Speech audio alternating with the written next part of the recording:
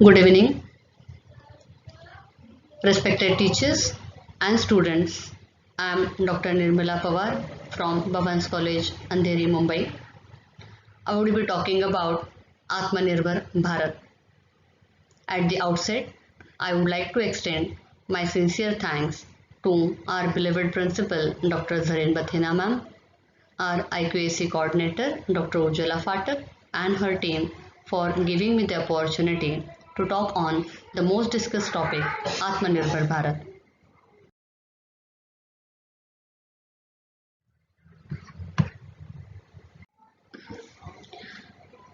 What is basically Atmanirbhar?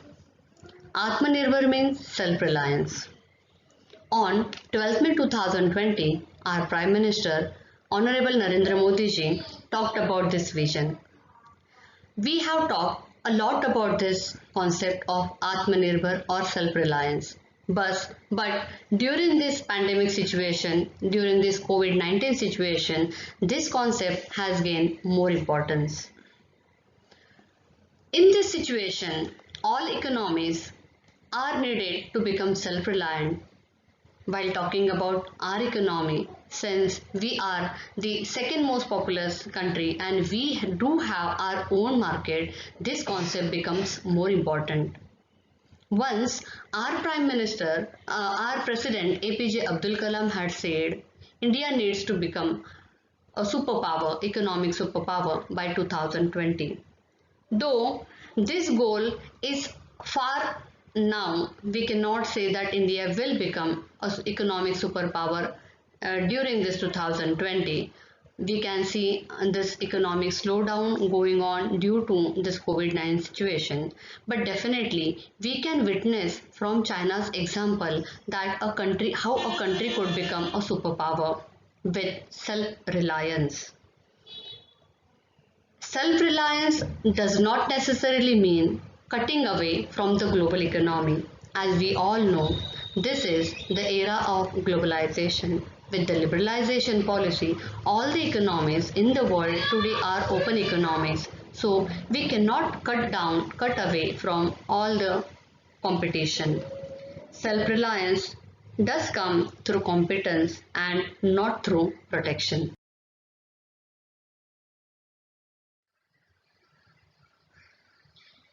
Is this a concept really new? Not at all.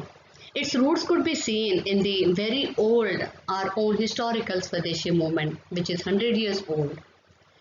In that era, the Britishers were not here for anything else but for pure economic gain.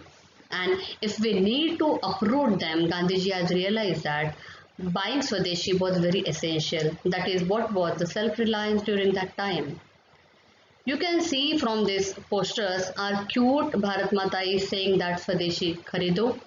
The Azad Hind Sena is saying boycott British goods, Khadi Pehno. Even the private companies like Janki Das and company is mentioning buy Swadeshi. During this era, this Swadeshi movement was so influential that the charkha had become the symbol of patriotism because, as we know, the economic independence is a prerequisite of political independence.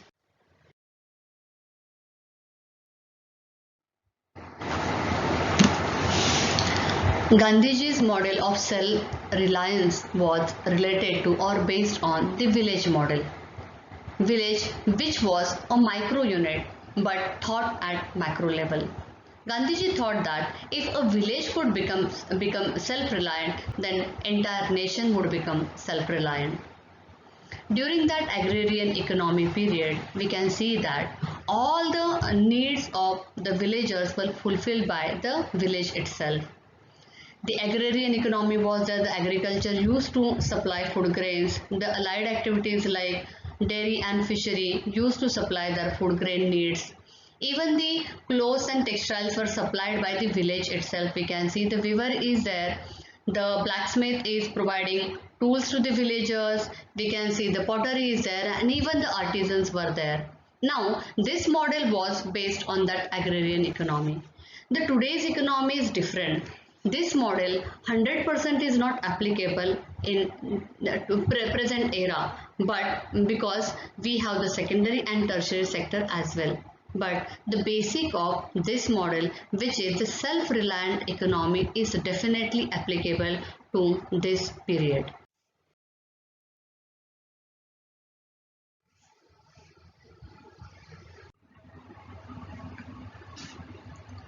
Till now, we have seen the self-sufficient agrarian economy. This is what we are saying is today's economy. Today's economy is an open economy. The export and import are part and parcel of today's economy. If we need to have export and imports, but we need to understand one thing, that the importer is always at loss. Though we export something, but if the something export is very tiny, as we can see in the cartoon, if the export is small and the import is greater, then whatever benefits accrued due to export are eaten away by the imports, and all the dollars are flying away. As we know, all the transactions today mostly are done in dollars, which is the vehicle currency. The strength of any economy is dependent upon its net export. We can see when the export is greater than import, we can say that the economy is strong economy. Always the NX matters. The strength of any economy or the position, or we can say that balance of payment, reflects the status or strength of the economy. How strong is the economy can be seen in the country's BOP. Balance of payment does consist all the trade transactions, wherein we can see what is the position of export and import. If exports are greater than import, then the balance of payment is in surplus. And when the imports are greater than export, then balance of payment is in deficit. We cannot afford having deficit. At least we should have the balance in balance of payments. But today we can witness that our balance of payment is always in deficit. Other nations can corner and exploit us in this situation when we have deficit or we are dependent on other economies. The exporter always are in a better position. They are in a position to dictate their terms and conditions in normal condition also, and when there is emergency like situation, war like situations, or what we can see today, that is the pandemic era, the exporter can simply stop its export. It can simply put any conditions on you, so you are at mercy. In today's economy, in the open economy, we cannot avoid imports. Imports are there, but dependency in the area of food, technology, energy, defense, and pharma can be fatal. We cannot afford being dependent in these key sectors. Now, why self-reliance is important? Self-reliance means having your own manufacturing unit. When you manufacture maximum commodities in your own country, definitely the demand for factors of production will increase. Therein, you will have the infrastructure development, you will have employment generation, and definitely you will have the high standard of living in your own country. In all, it will lead to a self-reliant economy with better conditions of living.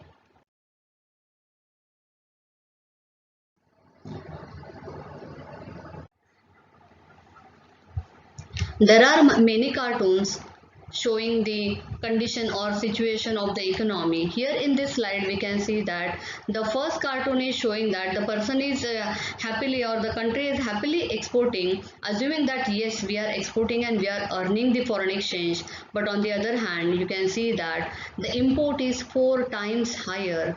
So net impact is the country's position is in deficit. The BOP is in deficit, which is not good.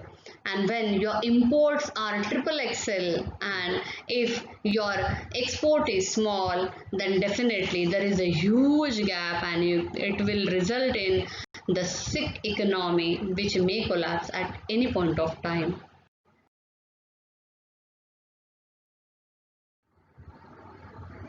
This is India's imports and exports position in the year 2018 and 19.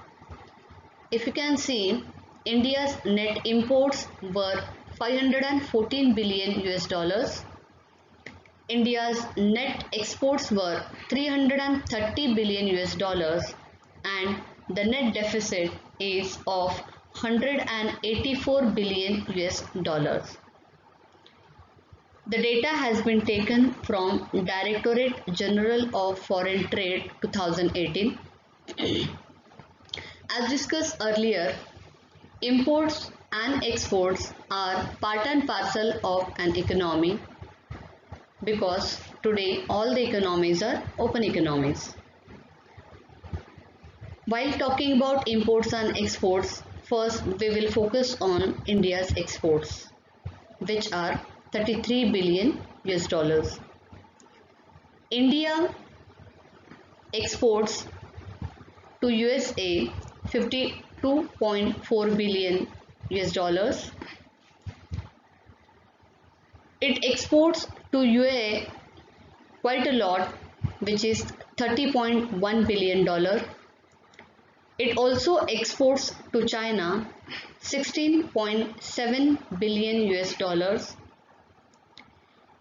It exports to its neighboring countries Bangladesh and Nepal, which consist of $9.2 billion and $7.8 billion respectively. India's export to European countries, a very small export, which is to UK, Germany, Netherlands and Belgium. Only 4 countries. If we talk about the Europe continent, it consists of 51 countries and the European Union 28 countries. This area has a vast export potential, but we are not exporting to these countries. We are not exporting to Italy. We are not exporting to Greece. We are not exporting to France, Portugal, Switzerland, Denmark, Norway, Sweden, Austria and so many countries. Now imports. India's total imports in the year 2018-19 were 514 billion US dollars. Our major imports are from China, which is of 70.3 billion US dollars. As discussed earlier, imports and exports are okay, but the gap, if the gap is more, then it's not at all okay. If we compare the gap between India's imports from China and India's exports to China, we can see that the gap is of 53 billion US dollars, which is something to think about. Either we need to export more to China or we need to cut down our imports from China. While talking about US and UAE, our exports and imports are quite similar, so nothing to worry about. But these countries which are left to the chart, Saudi Arabia, Iraq, Switzerland, Hong Kong, South Korea and Singapore and Indonesia, we simply import from these countries. We do not export or sell any commodity to these countries. While talking about Saudi Arabia and Iraq, they are the oil manufacturing countries. They have monopoly on oil. We are not, India is not oil manufacturing country. So if we are importing from them, it's okay. But we need to think about our exports also. We have our textiles, we have our food grains, we have spices, but we are not exporting anything to these countries. Even a small country like Indonesia is not importing anything from India. Why can't we sell to Switzerland? Why can't we export anything to Hong Kong, South Korea, or Singapore? We need to think about this. There is a big question mark on our exports and imports.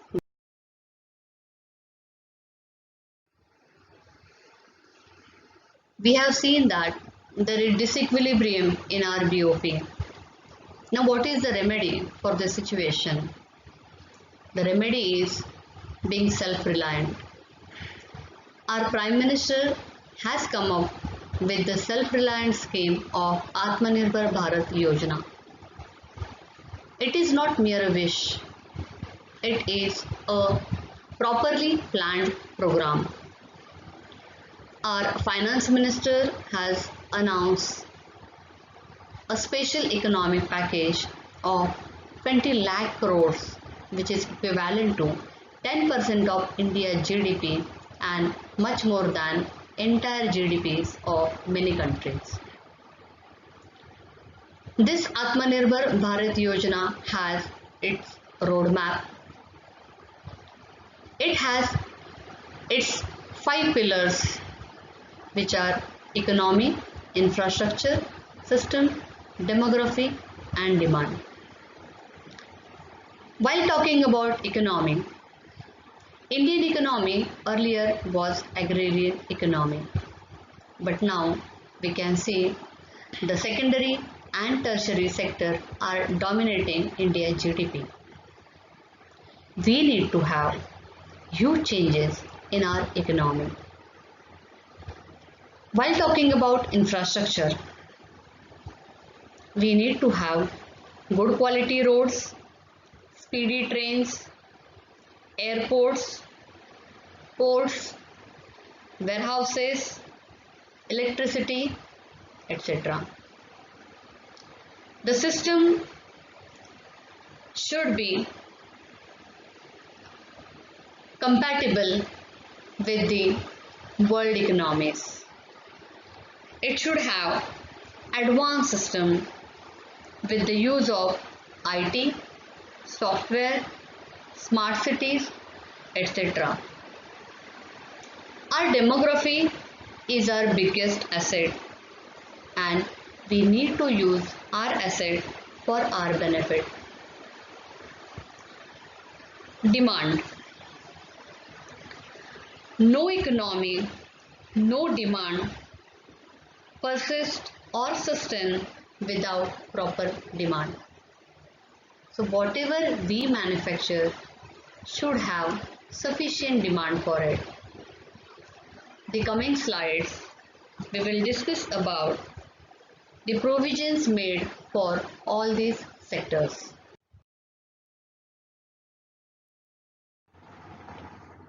To initiate the Atmanirbhar Bharat Yojana, the central government has come up with certain reforms. The first reform is the state government borrowing limit has been increased from 3% to 5% of its GSDP. Now this 2% increase is not given directly by the government. There is a condition that it will be based on the gross domestic product of the state, that is GSDP. This is a positive boost to all the state governments to increase their GSDP. Similarly, the states shall get an extra a resource of 4.28 lakh crores under this. The first 3.5% fund will be unconditionally given. But to increase it from 3.5% to 5%, there are certain steps. For increasing it by 0.25%, the state needs to have one nation, one ration card. In this pandemic situation, we have seen that the migrant laborers suffered a lot. If this one nation, one ration card reform is implemented, then the migrant labor will not be hesitant to go any corner of the state, as they will be confident that they will get their food on their ration card anywhere in the state. Similarly, an increase of fund will be given with power distribution. The power distribution reforms aims at efficient energy production, efficient distribution of the energy, less transit loss, which will result in reduction in cost of power. Ease of doing business. This means that end of license Raj. This reform will help in reducing the corruption and the hurdles, so the industries will move or they will be encouraged to set up their business in the states. Similarly, the urban local body revenues are implemented to make the units, the local bodies, self-sufficient. The public sector enterprises are said to be underutilized or inefficient units, as they are funded by the government. But now, if these units fails to prove their efficiency, then there is a threat that they will be shut down or they will be privatized or corporatized.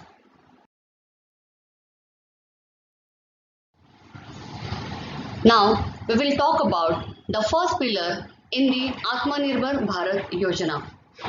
The first step to support our economy is to support its backbone, which is the MSME sector. What is MSME sector? MSME constitutes micro, small and medium sector industries, which is the real backbone of Indian economy. Though this sector is unorganized and scattered, it provides 45% of employment in the economy. It constitutes 63.05 million micro industries, 0.33 million small industries, and 5,000 medium enterprises. The 50% of India's export comes from the MSME sector, and around 6,000 types of products are manufactured in the MSME sector. Now, how these industries are classified? If the investment is from 25 lakh to 1 crore, it is called as micro industries. Up to 10 crore investment, it is called as small scale industries, and 10 crore to 20 crore are categorized as medium scale industries. If the MSME sector is boosted, the direct benefits of this sector will be injected in our economy.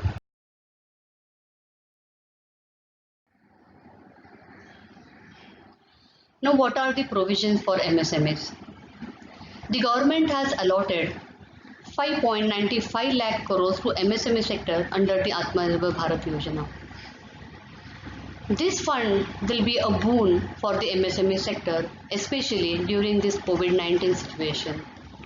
These industries have been closed for more than 2 to 3 months. Similarly, the big industries also are closed. But while talking about the big industries, they will not suffer that much as they do have sufficient liquidity. But the condition of this MSME sector is miserable as they do not have sufficient liquidity. The fund of this 5.95 lakh crore will be collateral free loans.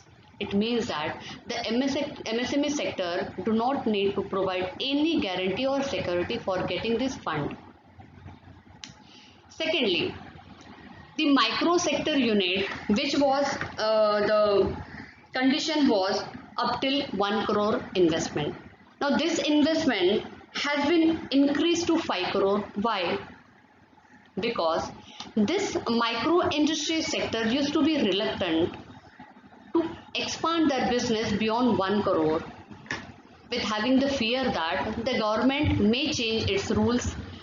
The tax slab used to get revised beyond 1 crore. So now the government has increased the limit for micro industries investment from 1 crore to 5 crore.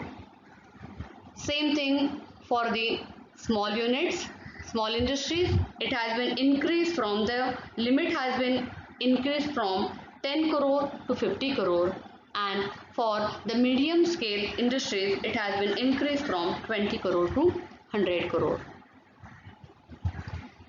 A corpus of 10,000 crores will be set up for viability funding. Now, what is viability funding? Viability funding means if you need to start a business, you need to have certain amount of capital. Earlier, the requirement was 20%. For example, if you need to start a small industry with 1 crore of investment, then 20 lakh would be provided by the government and you need to have 80 lakh rupees with your own. Now this limit has been increased from 20 to 30%, that is now you will be getting 30 lakh from the government and you need to invest 70 lakh rupees. This will definitely give an incentive for the MSME sector. 20,000 crore for the subordinate debt for stressed MSMEs. What are stressed MSMEs? Stressed MSMEs are the tiny units of the MSME sector which are non-functional or shut down. They do have their infrastructure, they do have their assets, but those are the NPAs, non-performing assets. They do not have liquidity or fund. Here, the government will provide them the liquidity or fund to start them again. And this 20,000 crore is the provision made for these stressed MSMEs.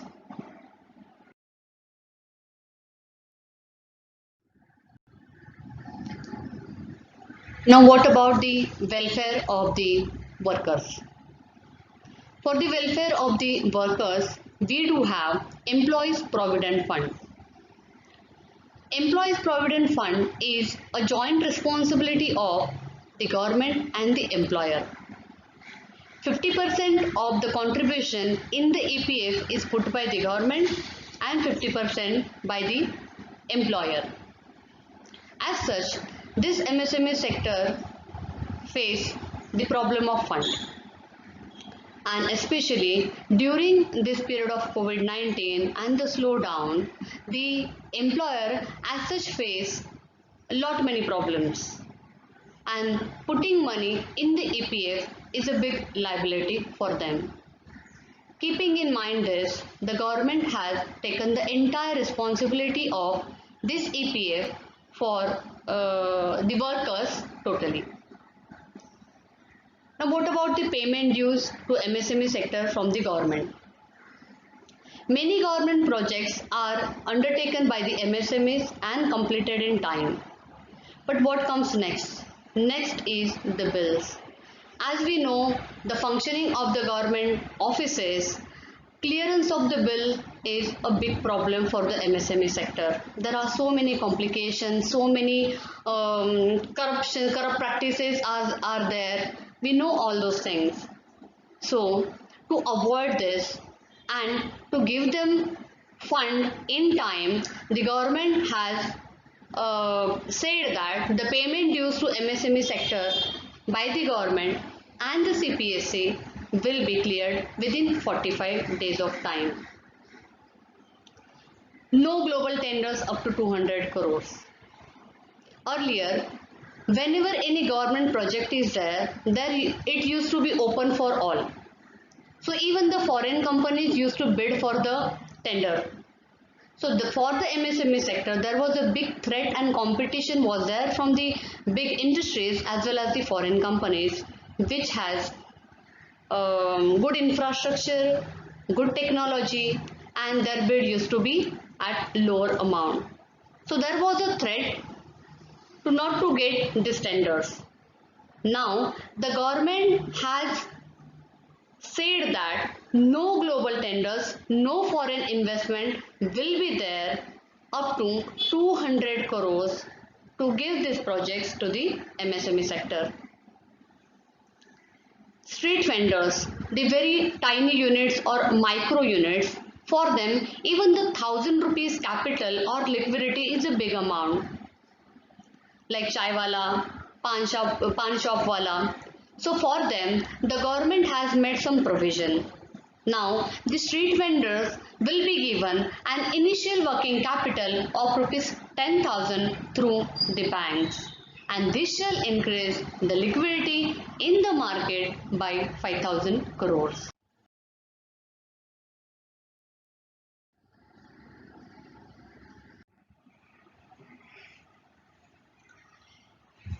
NBFCs, that is non-banking financial companies, they play a very important role in MSME sector. So, strengthening NBFC becomes very essential. The maximum fund in the MSME sector is provided through these NBFCs. Now, though NBFC provide fund to the MSME, they also need fund. So, government has made a special liquidity scheme of 30,000 crores for these NBFCs.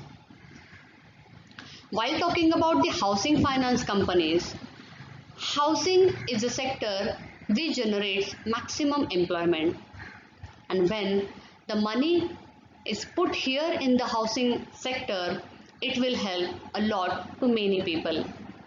Similarly, the microfinance institutions, the tiny units, they also play an important role in financing the MSME sector. Partial Credit Guarantee Scheme (PCGS). It will be extended to partially safeguard NBFCs against bad debts. Now, what are bad debts? When the NBFCs provide fund to the small vendors or to the small units, there is a threat that they may shut down and there is a threat to recover the fund given to them. In this situation, government takes partial responsibility to recover this fund or to give this fund to the NBFCs. While the micro units starts functioning in their initial period, the first 20% loss, generally in the initial period we do not incur profits. So in this period the 20% of the loss will be borne by the government. Total 45,000 crores of fund or provision has been made by the government for these PCGS.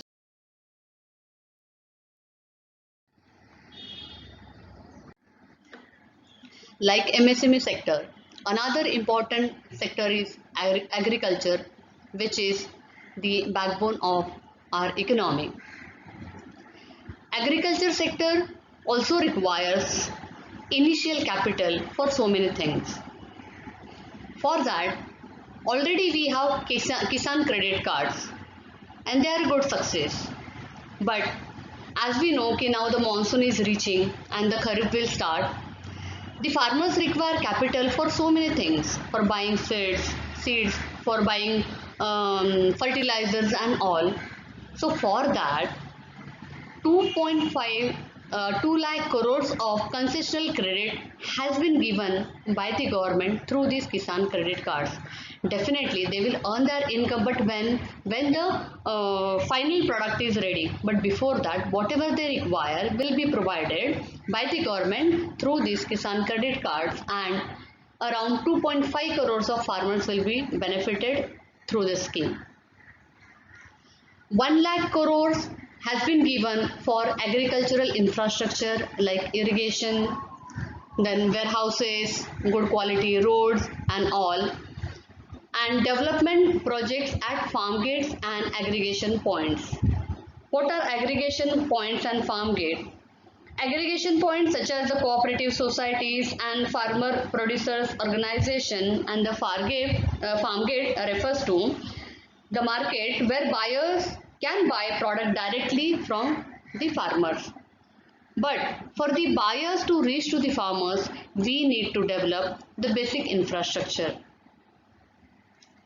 Emergency working capital of 30,000 crores through NABARD. As we know, the National Bank for Agriculture and Rural Development is the main fund provider to this sector. So, the 30,000 crores of working capital has been provided to NABARD by the government. There are various marketing reforms.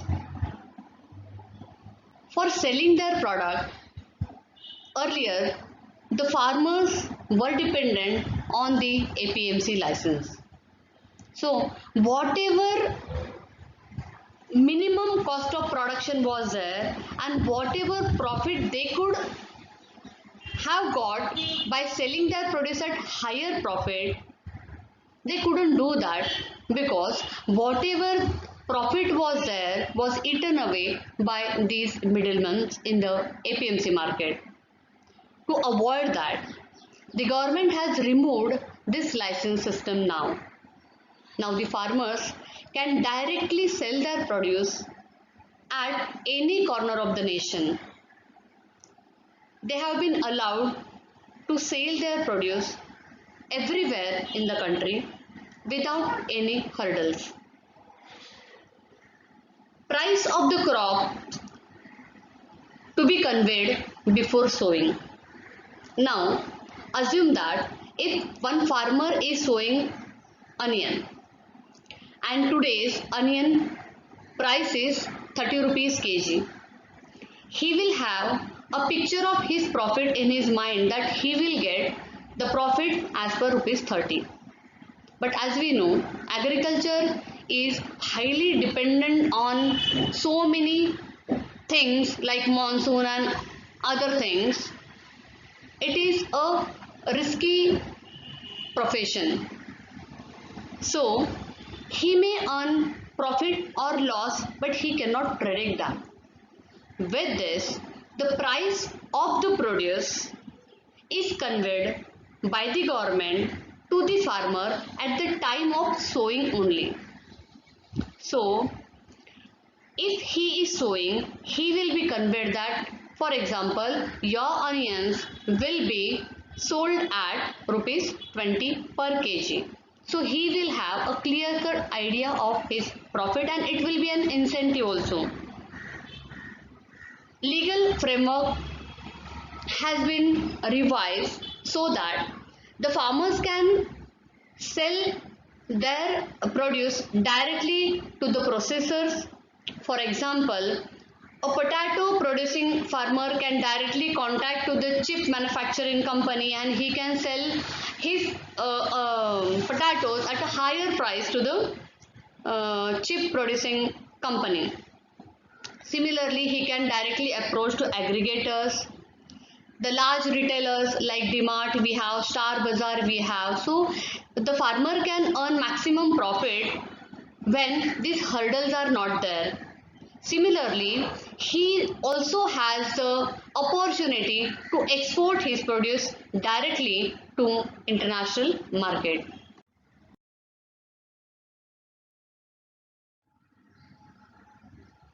One more important primary activity is fishing. The government has announced the Pradhan Mantri Matsya Sampada Yojana for fishing activity. This covers all the three types of fisheries. Number one is marine fisheries, that is fishing from ocean. Second one is inland fisheries, which include fishing from ponds and rivers, and aquaculture, which is artificial fish farming. The government has announced rupees 9,000 crore fund for the infrastructure development. In that, harbors need to be made, then fishing boats, then fishing nets, which are very costly. The repairing also very costly, so some provision has to be for that. Fish is a very perishable product, so and its shelf life is very small, so the fishermen cannot sell it at the long distance markets. They end up selling the fish in the local market, or they need to convert the fish into dry fish. But there is another problem, that if they convert them into the dry fish, due to the pungent smell of the dry fish, it does not have any export potential. So, to avoid these problems, to avoid the loss of the fishermen, we need to have good harbors, we need to have cold storage, speedy transport, good packaging, so that the fishermen could earn higher profit by selling their product to the long distance market or even to the international market.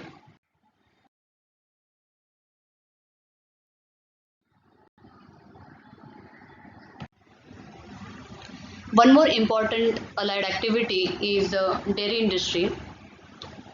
India is the largest milk producer in the world, with maximum cattle population in the world and with maximum buffalo population in the world. The success story of milk is the result of White Revolution or Operation Flood. We can see the success story of Amul also, that is Anand Milk Union Limited. If private investment is made in the milk industry, we can have many success stories. While talking about the cattle feed, looking at the Indian seasons, we are not able to provide green grass throughout the year to the cattle. So we provide them at 50% of the time, we provide them with the dry grass, which may not provide which may not result in producing the good quality of milk. So to have good quality of milk, we need to provide them green grass or good quality of feed throughout the year. For that, good infrastructure is needed. With the good quality of milk, we can have so many milk products like ghee, chas and all. And along with that, not only milk product, but we can have the niche products like cheese and paneer, which have great export potential. So, providing this sector a supportive infrastructure, the government has allotted 15,000 crore to support the animal husbandry infrastructure.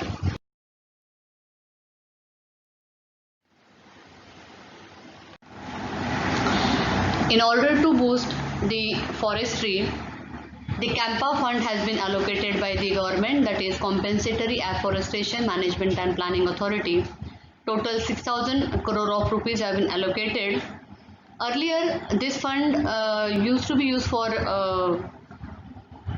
conservation of forest, but now this fund has been extended for creation of jobs for the Adivasis and tribals. The fund has to be used for afforestation and plantation, including not only in rural areas but urban areas also. Then artificial and assisted natural regeneration of forest management, that is monitoring forest fire, then landslides, diseases, etc. Similarly, the soil texture and all. Then forest and wildlife conservation, along with all these steps, forest based activities like sericulture, honey production, production of medicinal plants and wildlife tourism, all this will be encouraged.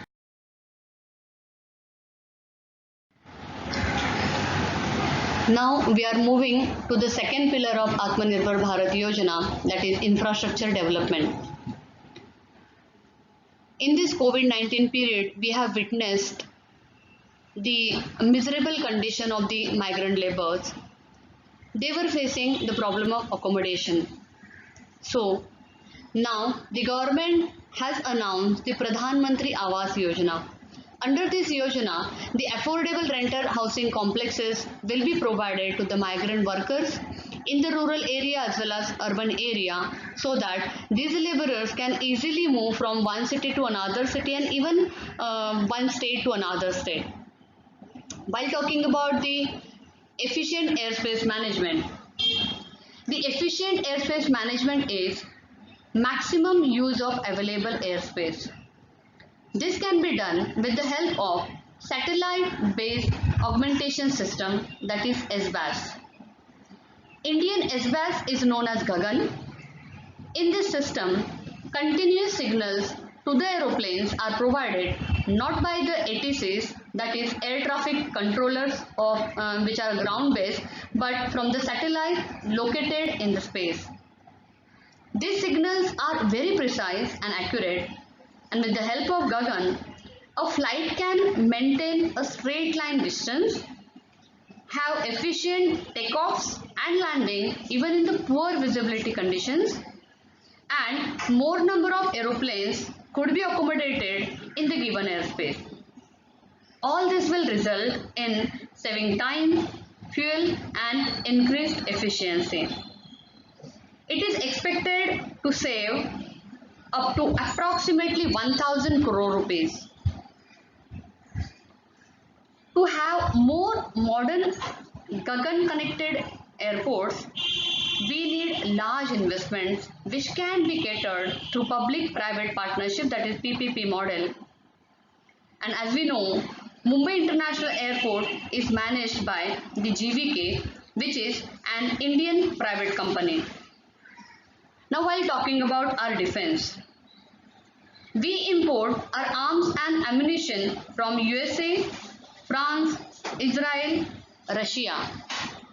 To minimize this, the FDI limit in this sector has been increased from 49 to 74%. So wherein now we have avoided the earlier protectionist policy and we have accepted the FDI in this sector, which will result in capital raising in the sector, and wherein the supply of defense equipment will be more.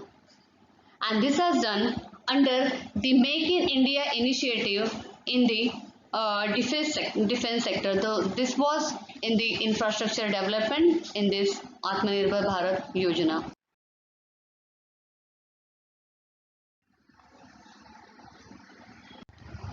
As discussed earlier, cheap power production and efficient power distribution is essential for industrial development.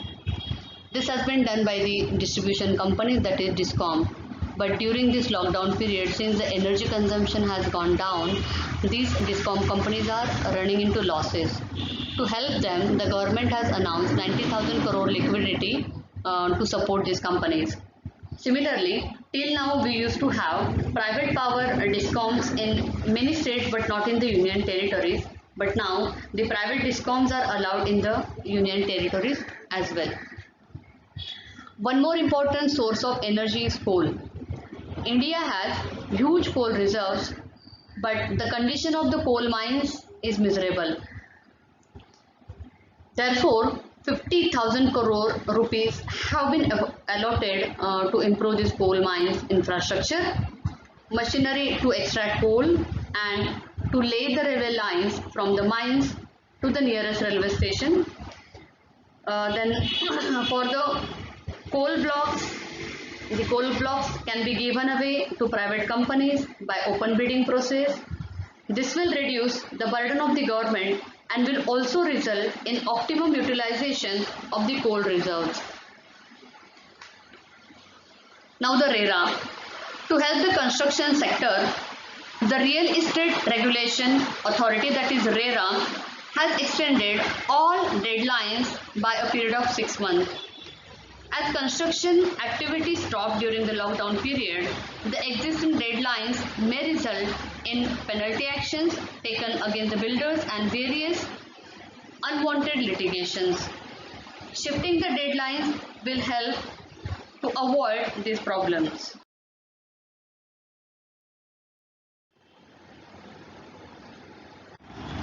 The third pillar of the Atmanirbhar Bharat Yojana is technology.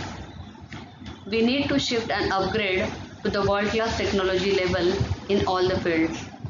A strong IT sector, digital education and smart IT solutions to present problems need to be developed. The beginning of this shall be from the education sector, where quality digital education will be extended to students irrespective of their geographical location or economic background. A scheme, PM eVidya, will be launched to provide such digital education. To eliminate regional differences in quality of education, it is proposed to have one nation, one digital platform for all, and this platform is called as Diksha. Extending the digital benefits to farmers such as e-trading and e-bidding in agricultural products will remove corruption and bring transparency in the procedure. Under the Amrut scheme, that is Atal Mission for Rejuvenation and Urban Transformation, 100 cities have been selected and converted into smart cities. All urban services and facilities in smart cities will be technology driven. In construction sector, building permissions would be given online to reduce the administrative delays. Like in defense sector, India is also opening its space sector for private investment. ISRO is known for working successfully within a very small budget. So, private investments and resultant money flow will give ISRO huge opportunities.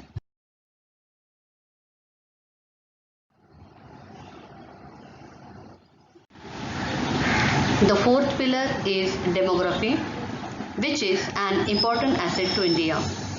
In absolute numbers, India's current population is approximately 135 crores, and very soon India may be the most populous country in the world.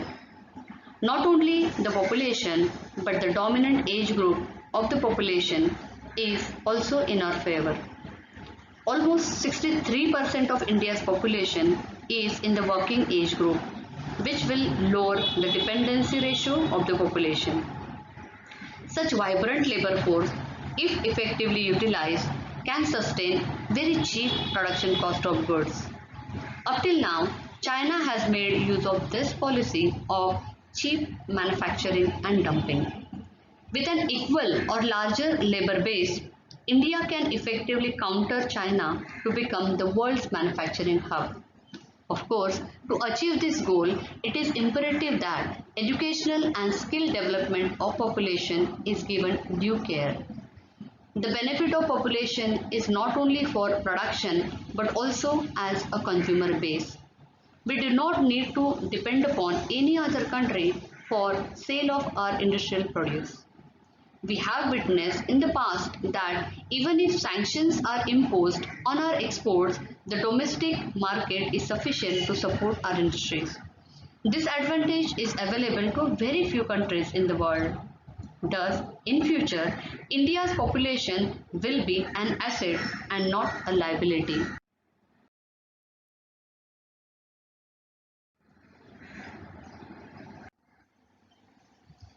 The fifth pillar for being Atmanirbhar is to create a demand for our products. Unless people buy, industrial production cannot be sustained. With a large demand, the scale of production increases and per unit cost of production decreases. Similarly, efficiency increases.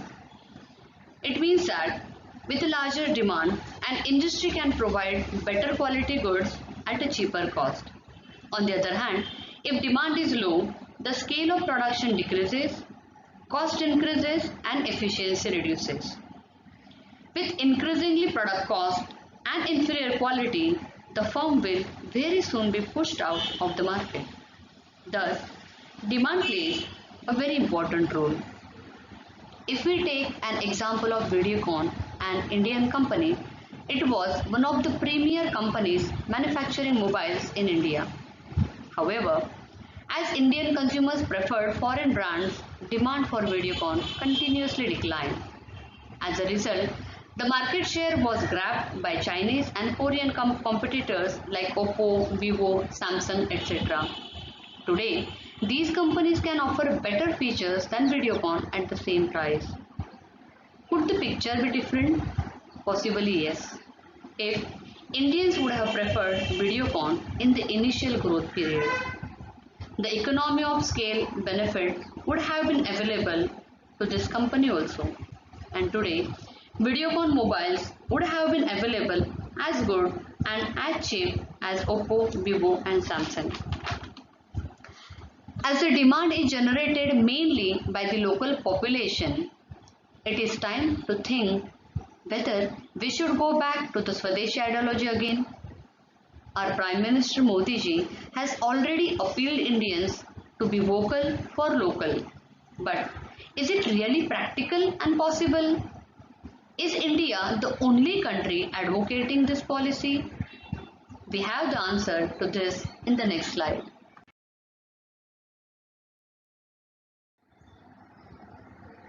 This slide is self-explanatory. All these logos are of the nations which are promoting Swadeshi in their own way. These include the most developed economies like USA, UK, Australia and Canada, and also have developing nations like Indonesia, Malaysia, South Africa, Nigeria, etc. So, we are not the only one talking about it. The whole world is going the Swadeshi way.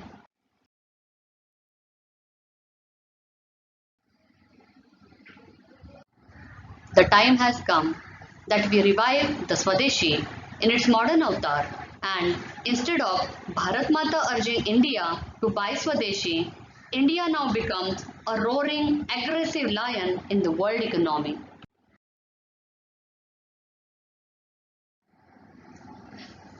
Finally, how do we participate in this movement?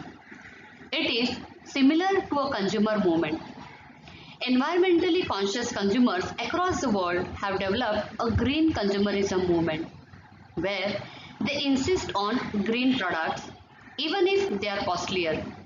Likewise, can there be a nationalistic consumerism? That is, every Indian should buy only Indian products as far as possible, even if the local products are costlier and of a little lower quality. I know it may sound a little impractical, but it is the solution. If we support our industries initially, our products will be equally good and cheaper as the foreign products in the long run.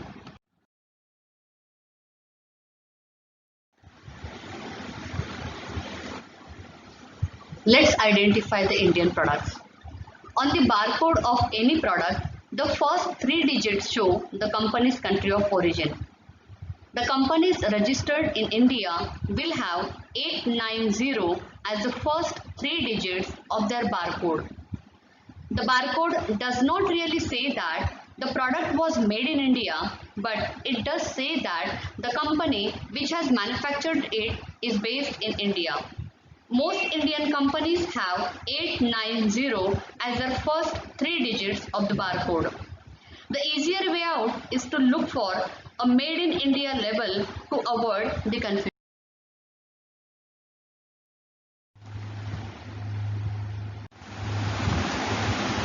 I will end my talk here. It is time for us to read and think of what our beloved President APJ Abdul Kalam had said. Thank you.